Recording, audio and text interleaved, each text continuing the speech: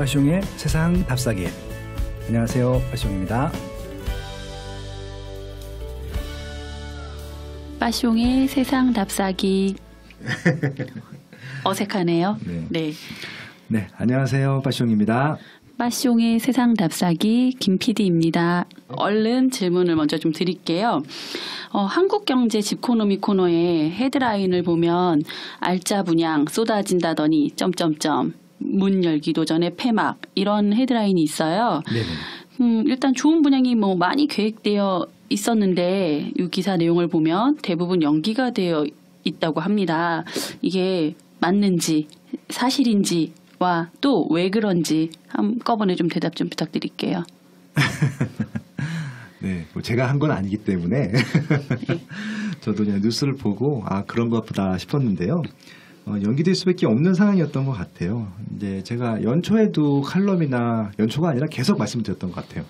올 하반기 때 혹은 올해 분양하는 아파트 단지들이 굉장히 좋은 단지가 많았어요. 특히 이제 강남권에 서울 주요 지역에 좋은 단지들이 많았었고 심지어는 1기 신도시가 지금 새 아파트가 가장 필요한 시기인데 1기 신도시에도 굉장히 좋은 단지들을 많이 분양을 했단 말이에요. 분양할 계획이었었는데 그것들이 다 밀렸어요, 순서가.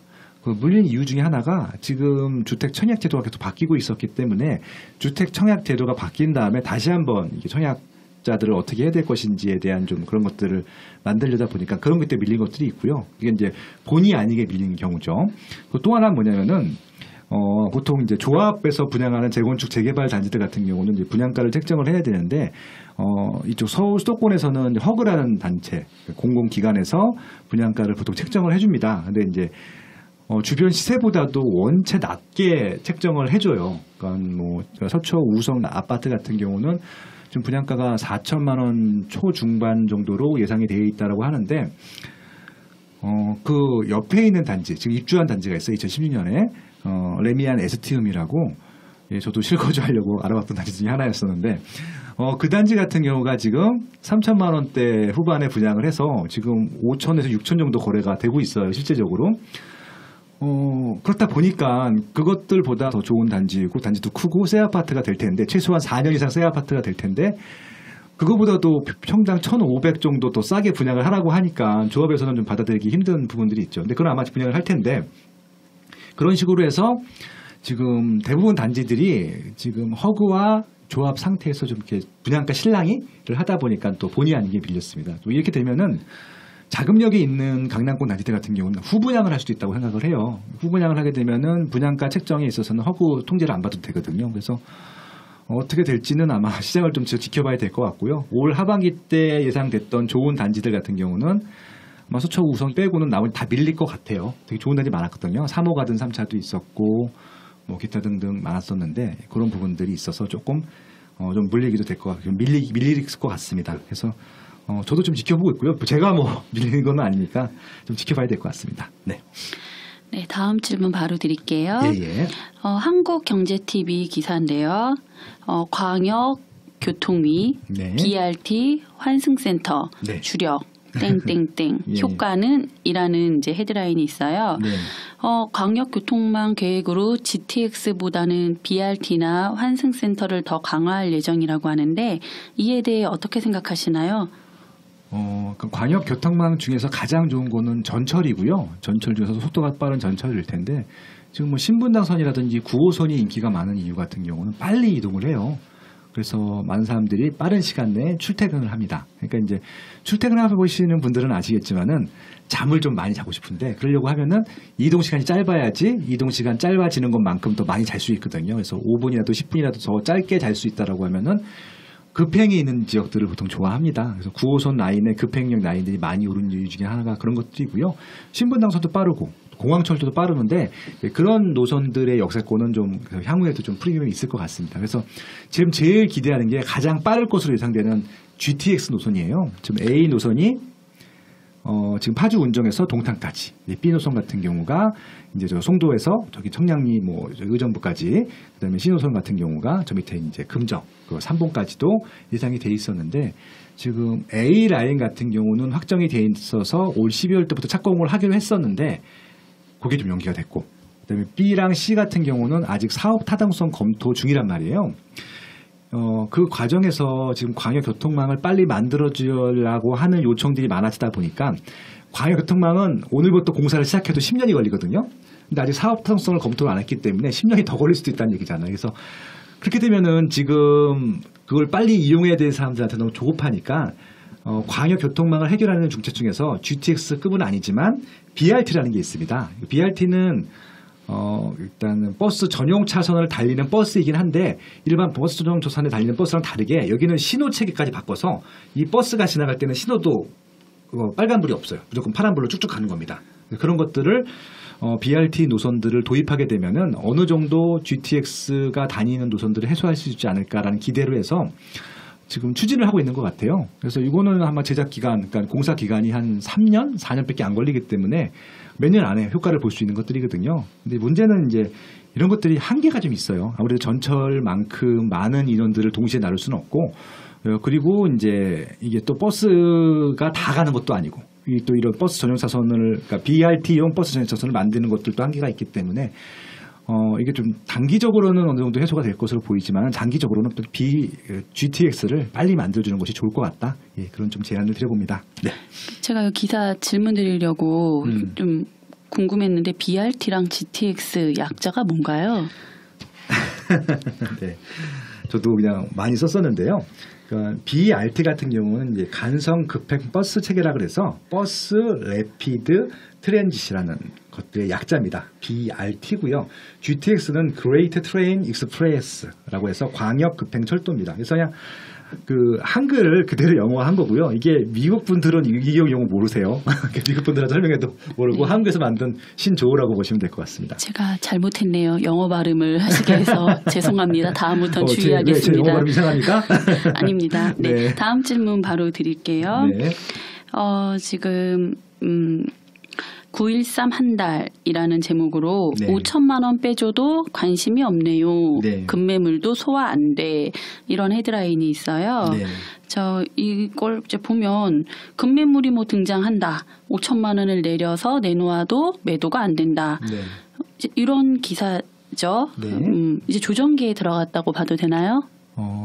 제가 지금 10여 년째 굉장히 반복해서 말씀드리는 것들이 있습니다. 그러니까 전체 시장이 이런 것들이 아니라 아마 일부 지역, 일부 단지일 거예요. 그래서 이거는 정확하게 왜 그런 일이 발생했는지를 따져봐야 되는데요. 5천만 원 급매물이면 굉장히 시가가 높은 지역일 것 같고요. 왜냐하면 일반 아파트 한 채 가격이 5천만 원 지역들도 있거든요. 지방 같은 경우는. 근데 5천만 원 정도가 가격이 내릴 정도라고 하면 강남권이라든지 준강남권에 해당된 지역일 가능성이 높고요.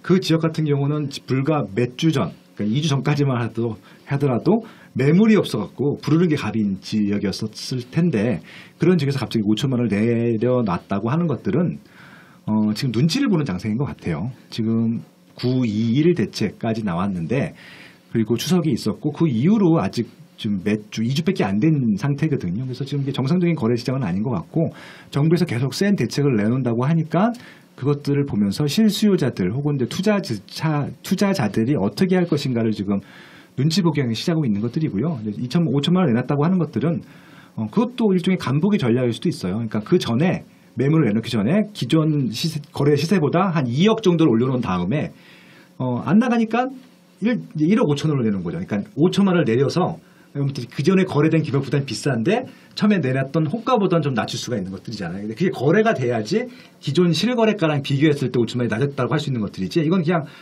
시장에 내놓은 가격이잖아요. 거래가 된 가격이 아니기 때문에 그것들은 좀 따져봐야 될 것 같습니다. 그래서 이것들은 이런 숫자 뭐 이런 기사 하나하나에 일희일비할 필요 없고요. 한 달 정도 지난 다음에 실제 거래된 가격을 보고 좀 판단을 했으면 좋을 것 같습니다. 네. 너무 어렵네요. 네. 저도 사실 제가 딱 점 찍어둔 곳이 있는데 네. 막 혹시 요즘 막 이런 기사가 쏟아지고 있으니까 네.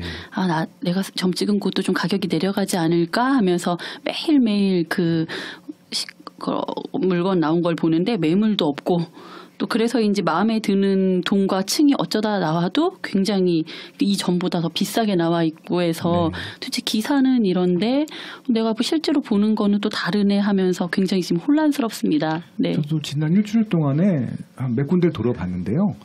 저도 제가 원하는 지역은 없어요. 매물이 하나도 없어요. 그러니까 이게 지역에 따라 다르다고 말씀드렸잖아요. 심지어는 같은 동에 있는데 다른 단지들 사이에서도 어느 단지는 매물이 있고 어느 단지는 매물이 없고 그런 차이가 발생합니다. 그래서 이거는 케이스 바이 케이스로 봐야 될 것 같고요.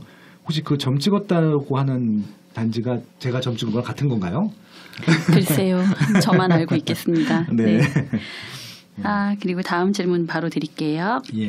매년 3.5회 수정 누더기 주택 청약제라고 지금 헤드라인이 있네요. 자, 일단 청약제도가 너무 자주 바뀌어서 청약 받는 사람들도 헷갈리고 심지어 담당 공무원들도 정확한 지침을 잘 모른다고 하는데 사실인지 이게 기사가 오버인지 아니면 또 네. 그렇다면 이럴 때 우리 같이 이제 잘 모르거나 이렇게 능수능란하지 않거나 좀 소시민들은 어떻게 방법을 찾아야 하는지 네. 이거 한꺼번에 좀 답변 부탁드리겠습니다. 뭐 간단하게 답변 드릴 수 있는 답변입니다. 이게 생각하면 오히려 복잡하고요. 단순하게 생각하시면 좋을 것 같습니다.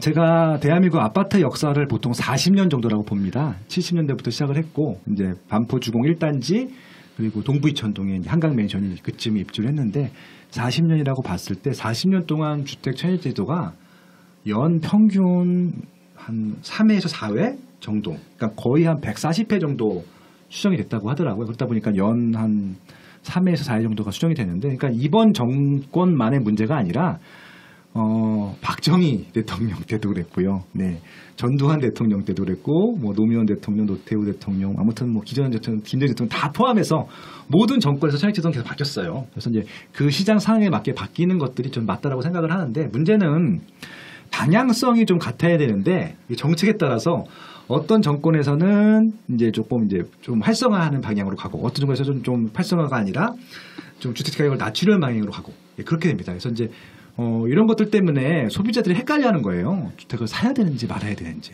근데 좀 명확히 하셨으면 좋겠습니다. 그러니까 이 정부에서는 이렇게 좀 지침을 주시면 될 것 같아요. 무주택자들은 능력이 되시면은 집을 자가 소유하셔라. 자가 거주하셔라. 이런 지침이 있으면은 흔들리지 않을 것 같아요. 근데 지금 임대로 살라는 건지 집을 사라는 건지 말라는 건지 전혀 알 수가 없어요. 그러니까 청약제도를 바꾸는 것은 무주택자들이 자가 실수요를 하기 위해서 청약제도를 바꿉니다라고 한마디만 해줬어도 이런 문제가 안 생겼을 텐데 자꾸 무주택자들도 집을 사야 되는지 말아야 되는지 헷갈린단 말이에요. 그래서 좀 이게 정책이 바뀌는 것들은 어쩔 수 없다고 하는데 방향성은 무주택자들이 집을 갖게 하는 것이다 라고 명확한 지침을 주셨으면 좋겠습니다. 개인적으로 주택 보급률 자가 보유율이 한 80% 정도가 되고 나머지 20%는 공공임대주택으로 해결해 주시면은 주택 문제는 없을 거라고 생각을 하고 있거든요. 그런 방향으로 좀 가셨으면 좋겠습니다. 정권이 바뀐다 하더라도. 네. 네. 알겠습니다. 네. 자, 3기 신도시 철회, 네. 촛불 집회, 파주 운정 신도시 개최라는 기사가 있어요. 네. 3기 신도시 반대 촛불 집회가 열렸다는데 이건 어떻게 봐야 될까요? 신도시가 생기면 좋은 거 아닌가요? 집이 없는 분들, 그다음에 신도시로 가고 싶은 분들한테는 좋고요. 네. 만약에 그 신도시 옆에 있는 기존 주택 아파트 분들한테는 나쁠 수 있고 그렇게 보셔야죠. 그럼 3기 신도시라는 곳이 정확히 어디를 말하는 거죠? 아직 모릅니다. 발표하지 않았기 때문에. 근데 정부 정책에 의하면은 기존에 발표했던 내용에 의하면은 서울하고 1기 신도시 사이쯤에다가 한대요. 그럼 예를 들어서 1기 신도시가 일산, 분당, 뭐 삼본, 평촌, 중동인데 그 사이쯤이거든요. 근데 기존의 1기 주택들은 1기 신도시들은 입지가 좋아요. 그래서 그 사이에 한다라고 하면은 너무 좋은 입지예요. 거기다가 이제 공급을 하게 되면 인기가 많아질 것이 불보듯 뻔하니까 지금 1기 신도시 솔직히 문제가 안 돼요. 이미 기반시설이 꽉 찼기 때문에 지금 문제는 2기 신도시들이 지금 활성화가 안 돼 있거든요. 그래서 대부분 아마 지금 뭐 촛불 집회를 하거나 반대 시위를 하는 입주민들은 대부분 2기 신도시 입주민들일 텐데 그런 입주민들 같은 경우는 3기 신도시가 개발되는 게 달가울 리가 없죠. 그래서 지금 그런 부분들을 조금 문제가 되고 있는 것 같습니다. 파주 운정만의 문제는 아니라는 말씀이신 거죠? 지금 파주 운정이 가장 큰 문제인 게 뭐냐면은 다른 2기 신도시, 특히 이제 이쪽에 강남권에 붙어 있는 2기 신도시나 남부에 있는 신도시들은 많이 가격이 올랐어요. 올랐기 때문에 거기는 큰 불만이 없는데 파주 운정 신도시는 지금 분양가 수준에서 거의 벗어나지 못하고 있거든요. 그래서 이제 지금도 많이 오르지 않았는데 만약에 3기 신도시가 들어오게 되면 떨어지는 게 아니냐 이런 것들을 우려하는 것들이죠. 그래서 저는 이렇게 좀 입주민들이 불안해하는 지역들 같은 경우는 다른 좀 메리트를 제공해 주는 게 맞다라고 생각을 합니다. 그러니까 수요가 많아지면은 3기 신도시가 생긴다 하더라도 걱정할 것이 없잖아요. 수요는 결국 일자리일 텐데 일자리를 그쪽에 좀 많이 좀 보강해 주는 방안과 함께 3기 신도시 혹은 또 그 지역의 교통망을 좀 좋게 해주는 방안과 함께 3기 신도시를 같이 제공한다고 하면은 큰 문제 없을 것 같습니다. 오히려 환영할 것 같고요. 예, 그렇게 생각합니다. 네, 다음 질문 바로 드리겠습니다. 앞에 GTX 질문과 좀 연결이 될 것 같은데요. 10년 기다린 GTX 또 연기. 경기, 인천, 분통 이런 기사가 있고 굉장히 댓글들도 활발히 많이 달렸더라고요. GTX가 또 연기된다고 하는데 이건 진짜 연기가 되는 건지 그리고 된다면 언제까지 될지 혹시 예측하실 수 있나요? 네, 그거는 아무도 몰라요.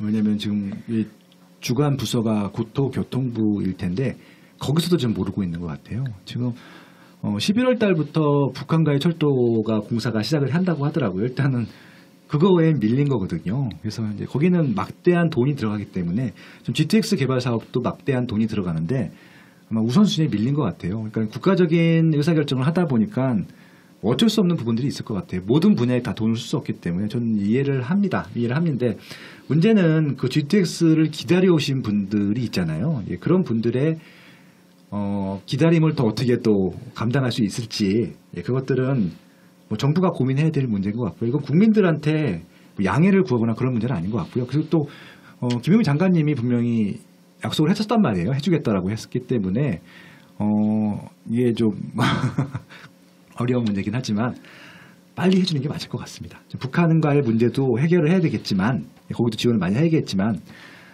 지금 이 한국에 살고 있는 분들이 더 중요하다고 저는 생각을 해요. 개인적으로는. 그래서 그분들에 대한 부분들도 좀 반영을 해주면서 일단 착공이라도 하시면 좋을 것 같아요. 공사경이 좀 연결이 되잖아. 조금 이제 착공을 하면. 근데 착공을 안 한 상태이기 때문에 착공을 할까 말까부터 좀 고민을 하고 있는 것들 같거든요. 그래서 착공을 하면은 가긴 가는 거니까 그런 확신이라도 주시면 좋겠습니다. 예, 그렇게 좀 제안을 드려봅니다. 빠숑의 세상 답사기. 네, 좋은 말씀 감사합니다. 네. 자, 네. 대단지 입주 이콜 전세 하락 공식 깨졌다. 실거주 요건 강화의 역설이라고 하네요. 네. 대규모 입주로 역전세가 아니라 오히려 전세가가 오르고 있다는 뉴스가 있는데 네. 어떻게 이해할까요? 저처럼 이제 부동산을 잘 모르는 사람도 한꺼번에 이렇게 공급 물량이 많으면 전세가가 이렇게 낮아진다라고 알고 있는데 이 기사 내용은 그것과 좀 반대인 내용인 것 같아서요. 네, 한꺼번에 전세 물량이 몰리면은 네, 전세가는 낮아집니다. 그건 확실한 건데요. 그 낮아지는 기간이 한시적인지 장기적인지가 중요한 것 같고요. 그러니까 제가 이제 이런 기사들이 조금 좀 애매해요. 그러니까 조금 더 심도 있게 고민하시고 쓰시면 좋을 것 같아요. 그러니까 이제 한시적으로 발생한 현상들이 전체 그런 시장이 그런 것처럼 하게 되면 사람들이 오해할 수 있거든요. 물량이 많으면 당연히 빠지죠. 왜냐하면 수요 공급에서 공급이 많은 거잖아요. 당연히 가격이 빠질 수밖에 없는데 문제는 그것들이 얼마나 빨리 해소가 될 것인지를 고민해야 되는 것들이죠. 그래서 이것도 입지에 따라 다릅니다. 수요가 많은 뭐 서울 도심권 내지는 뭐 강남권 이런 데들은 물량이 많이 몰렸다가도 금방 해소가 돼요. 대표적인 지역이 잠실 이런 데들이거든요. 한꺼번에 2만 5천 세대가 입주를 하다 보니까 뭐 6개에서 1년 정도는 역전세가 나기도 하고 흔들렸지만 1년 지난 다음에 바로 다시 올리기 시작했거든요. 그러니까 결국은 지금 시장을 얘기하는 것들이 아니라 1년 후에도 낮아질 것인지 2년 후에도 낮아질 것인지를 예상하는 기사들까지도 전망까지도 같이 기사에 표현을 해줘야 된다고 말씀을 드리고 싶은 것들이고요. 지금 대단지 입주를 하는데 전세 가격이 오르고 있다는 것들은요. 이유가 있을 것 같아요. 그러니까 대부분 그 물량이 벌어서 실제 입주하는 단지들 같은 경우는 내리고요.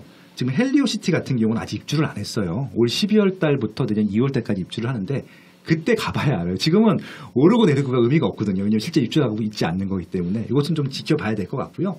아마 12월 달쯤에 제가 다시 한번 분석을 해드리겠습니다. 지금은 말씀드릴 수가 없어요. 오르고 내리고 판단할 수가 없는 시기입니다. 네, 알겠습니다. 자, 그 다음 마지막 질문 이제 하나 드리면서 마칠게요. 네. 강남 로또 나온다. 서초 우성 1차 분양가 3.3제곱미터당 4,489만 원. 이라는 기사가 있네요. 네. 자, 이게 뭐 서초 우성 1차 아파트 분양가가 평당 4,489만 원이라고 하는데 네네. 와, 한 평이잖아요. 한 평당이잖아요. 네. 너무 비싼 거 아닌가요? 비싸죠. 제가 지방에 소유하고 있는 아파트 중 한 채는 3천만 원짜리도 있습니다. 한 채당. 몇 평인가요? 네, 18평이에요. 네. 네, 산지가 10년이 넘었는데 그 가격이 거의 안 오르고 있습니다. 아무튼 한 평당 4,489만 원이 평균 분양가인데 이건 아까 설명드렸던 서초 우성 1차 아파트예요. 그래서 이제 이거를 이제 재건축을 해서 그러니까 아마 레미안일 겁니다. 레미안이라는 리더스 1이라는 분일 텐데 아까 말씀드린 서초동이거든요. 여기가 서초동인데 이게 강남역을 기준으로 오른쪽은 강남구고 왼쪽은 서초구고요. 그 왼쪽에 있는 서초동에 있는 겁니다. 그래서 그 서초동 그 강남역 남부 부분에 보면은 우성 아파트 5층사가 있었고요. 그 중에서 가장 먼저 입주한 것이 레미안 에스티움, 그 다음 입주한 것이 에스티움 S인데 에스티움 S는 이제 올해 입주를 해서 아직 실거래가 거의 일어나지 않고 있고요. 지금 실제 거래된 것은 2016년도에 입주했던 이제 레미안 에스티움인데 그것이 지금 5,500에서 6,000 사이 금액으로 거래가 되고 있어요. 근데 이제 그것보다도 이 리더스원이 이제 입주를 하게 되면은 최소한 4년이 새 거예요. 그래서 당연히 이거보다 비쌀 수밖에 없다는 예상이 되고요. 근데 지금 그거보다 무려 거의 한 1,500만 원 이상 낮게 분양을 하는 거잖아요. 그러면 1,500만 원이라고 치면은 30평만 잡아도 6억이네요. 맞나요? 아닌데 4억 5천 정도 죄송합니다. 4억 5천. 네. 4억 5천 정도가 싸게 분양하는 거죠. 그러니까 레미안 에스티움 수준으로 분양을 한다 하더라도 그래서 이제 결국은 로또 분양이죠. 당첨금을 안고 시작을 하는 거니까. 일반 직장인들이 그 돈 못 모으죠. 네. 그렇죠. 이건 개인적인 질문인데요. 네. 정말 그냥 호기심에서 네. 4,489만 원이라고 하는 걸 보고 네. 마트에서 10,000원이면 비싸 보일까봐 저렴하게 뭐 9,990원 하는 것처럼 네. 9만 원이 뭘까 굉장히 궁금하더라고요. 네. 근데 이런 분양가 책정할 때 여기 좀 더 저렴해 보이려고 이런 9만 원을 끝다리에 붙인 건지 네. 아니면 정말 아주 모든 계산을 아주 철저하게 꼼꼼하게 해서 이런 끝다리에 9만 원이라는 게 붙은 건지 좀 네. 궁금하네요. 이거는 막 계산을 한 거고요, 평당으로. 왜냐하면 이제 이렇게 나오진 않고 보통 총액으로 계산을 해요. 이건 지금 3.3제곱미터인데 요즘은 또 1제곱미터 단위로 낮추기도 하거든요. 그러니까 이거는 우연하게 나오는 수치인 것 같고요. 네, 그래서 이건 뭐 8, 9를 맞추려고 일부러 끝자리를 맞춘 건 아닐 거라고 생각을 합니다. 아마 총액으로 뭐 15, 뭐 이렇게 되는 것들이죠. 그걸 이제 임의적으로 34평으로 나눈다 보니까 그렇게 나온 거라고 생각을 하고 있습니다. 네. 다 그냥 하는 건 없군요. 아무튼 지금 강남권에서는 뭐 30평대 아파트들은 지금 20억 전후 시세를 형성하고 있고 그래서 아마 지금 신규로 분양하는 것들은 다 20억 미만으로 분양을 하고 있기 때문에 로또 아파트가 될 수 없다. 그러니까 아까 말씀하신 대로 지금 비싸요. 비싼데 이렇게 생각하시면 될 것 같아요. 모든 국민한테 비싸지만 이 아파트를 살 수 있는 사람들한테는 비쌈에도 불구하고 사는 사람들이 있다고 생각하시면 되는데 그 인원수가 꽤 많아요. 그러니까 몇만 단위가 아니라 몇십만 단위가 있어요. 그러니까 이제 그 국민은행에서 매년 발표하는 부자 보고서를 보시면은 작년보다 이제 그 현찰로 10억 이상을 갖고 계신 분들 숫자가 거의 한 30만 명 정도가 늘었다고 해요. 그럼 이제 10억 곱하기 30만 명을 한번 해보세요. 네, 그렇게만 해도 대충 유동성 자금이 옛날보다 얼마나 더 많아졌는지를 알 수 있잖아요. 그 분들이 이런 주택들을 분양을 받으시는 겁니다. 그러니까 저희 같이 서민층, 중산층들이 그 아파트를 분양 못 받을 뿐이지 현찰 두고 그러니까 가지고 대출 없이 분양을 받을 수 있는 사람들이 있기 때문에 이렇게 자꾸 로또 아파트 얘기가 나오는 겁니다. 그러니까 보통 이제 시장이 안 좋거나 너무 비싸면 미분양이 나는데 미분양이 나지 않을 정도로 분양을 받은 사람들이 많이 대기하고 있다. 그렇게 생각하시면 될 것 같습니다. 네. 네, 알겠습니다. 오늘 질문에 성실하게 답변해 주셔서 대단히 감사합니다. 잘했어요, 저? 네, 고맙습니다. 다음 시간에 뵙겠습니다. 감사합니다.